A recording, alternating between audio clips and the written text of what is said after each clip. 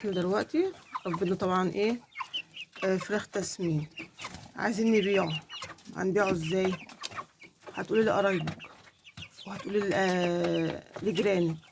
طبعا جيرانك ايه اللي انت شايفاها ان هي ايه، ناس بتحب الحاجه نظيفه، وفي نفس الوقت ان هم هيدفعوا، مش هم هيخسفوك بالحاجه بالارض. يقولك لا عشان انت هتبيعها تخسري فيهم، لا. تقول لهم مثلا انا باخدهم بوزنهم عند الفرارجي وينضفهم ويقول لي السعر كام وادهم لك. طبعا جيرانك ديت الحلوه هتقول لي جيرانك التانية، في جيران حلوه وفي جيران وحشه. طبعا من الدنيا على الحال، ناس حلوه وناس وحشه. تيجي واحده جارتك تقول لك انت بيبقى عندك فراخ، تقول لها اه. طب انا عايزه عايزه ايه؟ تقول لك انت عندك كام؟ لا انت عايزه قد ايه؟ طب وزنهم كام؟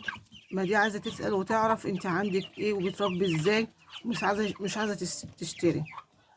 طب وريني فرختين. طب انت عايزه وزن كام؟ المهم ما تريحهاش في الكلام، انت عايزه وزن كام وعايزه قد ايه. جت معاكي على الدغري عايزه فرختين، وريها فرختين. تمام، هتوريها الفرختين دول لو فصلت فيهم ولا انا هاخدهم مثلا اقل من المحل، لا الفرختين ماشي ندهم لها بسعر المحل. وبعد كده الجارة دي متديهاش تاني. ولو ما قالت لك لا وفصلتي معاها وبرده من السعر ما عجبكيش، ما تدخليش الفراخ دي على الفراخ بتاعتك ولا تدخليها تاني، لان الفرختين دول يا هيموتوا يا هيموتوا كل اللي عندك.